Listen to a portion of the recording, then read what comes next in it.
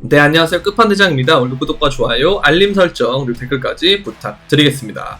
자, 어제 파월의 연설이 있었는데 생각보다 가격이 어쨌든 반영이 되면서 많이 떨어졌다라고 하면 떨어진 거고, 아니면 하단 부분을 리테스트 한다고 보면 또 리테스트를 한다고 볼 수 있는 그런 지점이긴 한데요. 어찌됐든 간에 파월이 연설을 하면서 긴축을 연장을 하겠다, 더 강한 긴축을 하겠다, 이런 발언들을 하고 있는데요. 어떤 발언을 했는지 보면 금리 인상 속도를 더 높일 수 있다. 그래서 빅스텝의 가능성이 올라갔고, 그러면서 이 목표 금리 자체가 더 올라가는 형태를 지금 보이고 있다라는 거죠. 그래서 이번에 원래라면은 0.25 정도를 올리려고 그랬는데 0.5를 올라갈 것이다라고 하는 게 예측이 지금은 더 올라갔어요. 70% 이렇게 올라갔는데, 사실 이렇게 해서 올라간다 하는 게 여러분들이 봤을 때는 정말 불안하고 힘들고 그럴 수 있어요. 물론 그런 우려가 벌어질 수 있어요. 그래서 경기 침체가 오면은 그로 인해서 또 2차적으로 하락이 올 수도 있고 그런 상황이 올 수는 있겠죠. 근데 아예 100%는 아니니까. 근데 이런 걸 보면서 어떤 걸 또 느꼈냐면, 이 암호화폐에 대한 발언이, 암호화폐 비은행 비즈니스는 은행과 동일한 규제다. 근데 보면 문맥이 뭐냐면 동일한 비즈니스라고 보고 있는 거예요. 이거를 보고 있는 거고, 그리고 지나친 규제를 통해서 암호화폐 혁신을 죽이고 싶지 않다. 근데 이 얘기가 어제 낮에 이창용 총재가 했던 발언이랑 되게 비슷해요. 그러면서 가상자산에 자기는 투자한 적도 없고 투자 대상으로는 위험성이 있다고 생각하지만 가상자산과 관련된 기술은 새로운 산업을 만드는 것 자체는 열어야 된다. 규제를 하면 안 된다. 좀 완화를 해야 된다. 이런 쪽의 취지를 얘기를 하는 거고요. 그러면서 여러 사업을 생각하고 대기업도 다양하게 투자하고 있기 때문에 우리는 발전할수록 대안을 마련해 준다. 그래서 중앙은행이 발행하는 가상화폐인 CBDC 발행을 적극적으로 고민하고 있다 이거예요. 그러면서 이분이 또 어떤 얘기를 했냐면 부동산 얘기를 했거든요. 이게 사실 코인이라 부동산이 조금 외람된 말일 수도 있긴 한데, 어쨌든 이게 보면 좋으니까.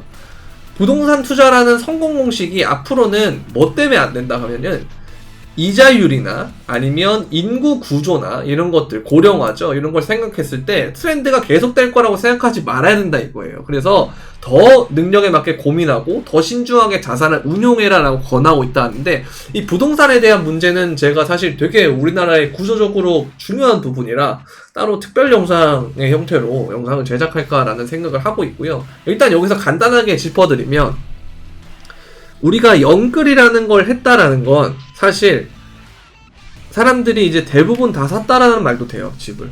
그리고 새로 태어나는 사람들은 줄고 고령화가 늘어나면 직주근접의 의미도 많이 퇴색이 될 거란 말이에요. 근데 또 마침 챗 GPT 얘기를 하면서 정말 게임 체인저라고 생각하고 앞으로 더 발전할 거다라고 보고 있는데, 이게 발전하면 당연히 고용시장 자체가 엄청나게 바뀌겠죠. 이게 정말 메가 트렌드에 해당할 수가 있는 건데, 그러면 당연히 직주근접에 대한 선호도가 줄어들고, 그리고 서울의 인구 자체도 지금 줄어들고 있거든요.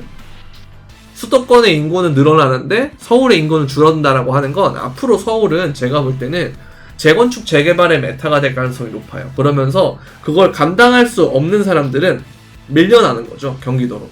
그러면서 서울은 예전에 우리가 알고 있던 서울의 이미지는 정말 인프라가 좋지만 건축이나 어떤 부동산 집 그 자체로의 측면으로 봤을 때 직주근접이나 인프라나 이런 것도 굉장히 잘 돼 있지만, 그 자체로 건축 그 자체를 보면 건폐율 자체도 되게 높고, 그래서 되게 다닥다닥 붙어 있다는 거죠, 홍콩처럼.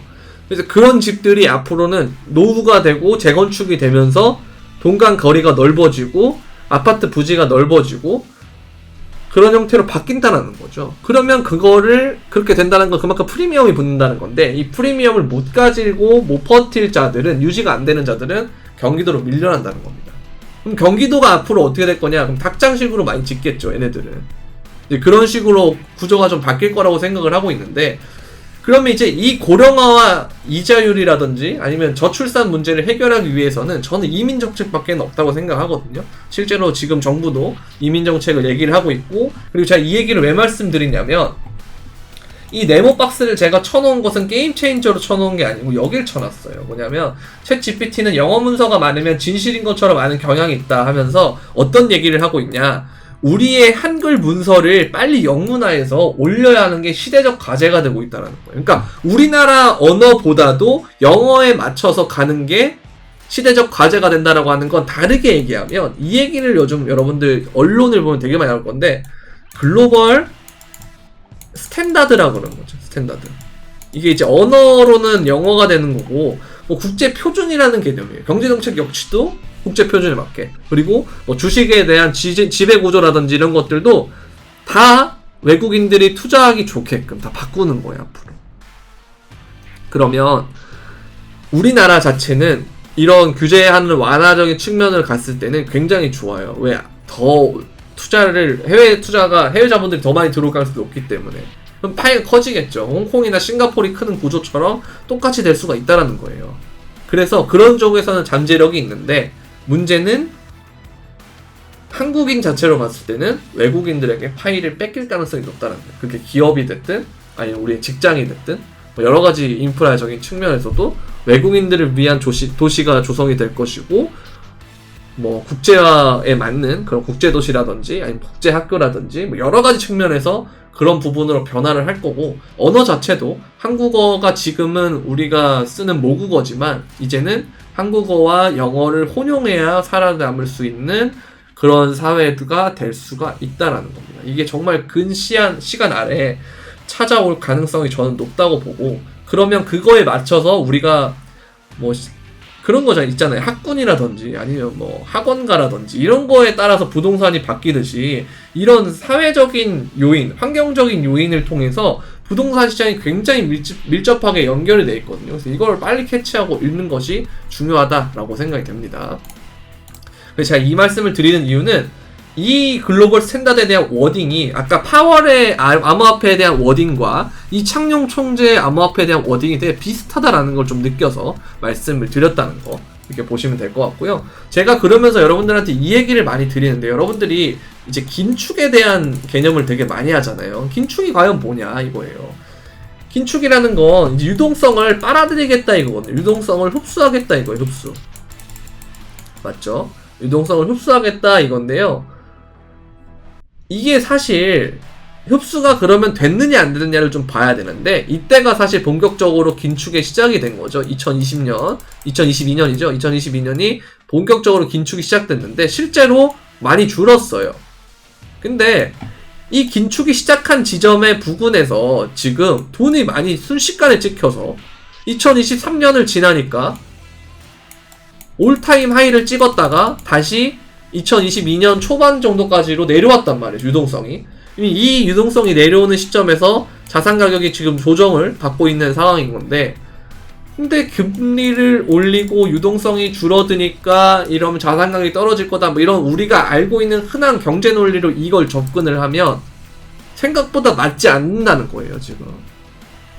그럼 여기서 얘가 이걸 마무리하고 올라간다라고 생각을 하면 그럼 계속 얘가 금리 인상을 하는데 얘가 유동성이 더 올라가고 하면 시중에 돈이 더 많이 풀리면 과연 이게 금리 인상의 효과가 제대로 되고 있는 것이냐 이런 생각을 할 수가 있겠죠.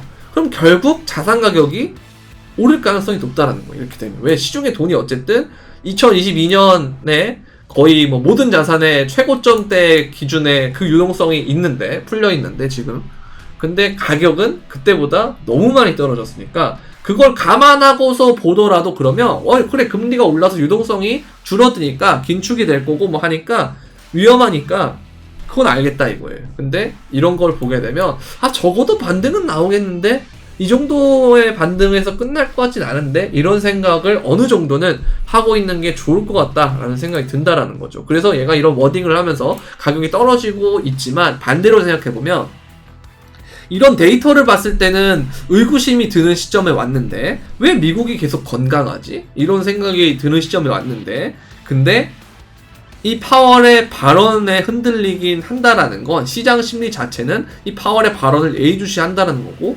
연준의 입장에서 봤을 때도 특별한 묘수가 없고 이 발언을 통해서만 가격을 조정할 수밖에 없는 그런 상태라는 것도 한번 생각해볼 필요가 있지 않나 그런 생각이 든다라는 거죠. 그래서 뭐 여러가지 이제 이럴 때일수록 직관적으로 차트나 이런 패턴들을 좀 볼 필요가 있는데 예전의 차트 패턴을 좀 찾아보면 이런 다이아몬드 패턴도 관찰이 되고 있고, 그리고 넓게 보면 이렇게 이 지점마다 바이를 했을 때 굉장히 좋은 수익을 왔었다라는 것도 사실이라는 거예요. 그래서 우리가 18,000, 15,000 이때부터 많이 올랐지만 근데 생각보다 이렇게 크게 보면 얼마 오르지 않았다라는 겁니다. 이 사이클적인 측면에서 보면. 그래서 그렇게 볼 필요도 있고요. 그리고 이 MACD 역시도 그 골드 크로스가 됐을 때 굉장히 큰 상승을 일으켜 줬던 기억이 있단 말이에요. 이때도 마찬가지. 그리고 중간에 코로나 빔이 맞기 전에도 엄청나게 많이 올랐는데 지금은 이거에 비하면, 이 세 개에 비하면 생각보다는 많이 안 올랐다라고 볼 수가 있는 것이죠. 그래서 이런 것들도 여러분들이 참고하시면 좋을 것 같고, 그리고 이 히든 상승 다이버전스라는 것도 있어요. 그러니까 다이버전스라는 게 가격이 낮아지고 보조지표가 올라가면 다이버전스가 뜨는 게 있지만 이거 말고 히든이라 그래서 가격은 올라가는데 보조지표의 저점이 계속 낮아지면 이것도 히든 상승 다이버전스라고 볼 수가 있거든요. 근데 지금 상황이 딱 그런 상태니까 이것도 잘 지켜보시면 좋을 것 같다라는 생각이 듭니다. 그리고 요즘 코인베이스가 야심차게 시도하는 게 있죠. 얘네가 USDC 서클하고 되게 밀접한 연관이 있는데 바이낸스의 BUSD가 이렇게 좀 추락을 하면서 그 돈이 테더로도 가고 아니면 아예 코인 시장 밖으로 빠져나가고 그리고 USDC로 많이 갔거든요. 근데 그렇게 보면서 파월 의장이 어제 무슨 말을 했냐면 적절히 규제된 스테이블 코인은 존재할 수 있다라는 얘기를 했어요. 이거는 정말 중요한 발언이에요. 이거는 USDC를 어쨌든 밀겠다라는 소리인데 USDC랑 코인베이스는 굉장히 밀접한 연관이 있거든요. 근데 USDC를 발행하는 서클사는 또 골드만삭스가 투자하기도 했고 뭐 이런 연관성이 되게 많은데 얘네는 코인을 만들지 않아요.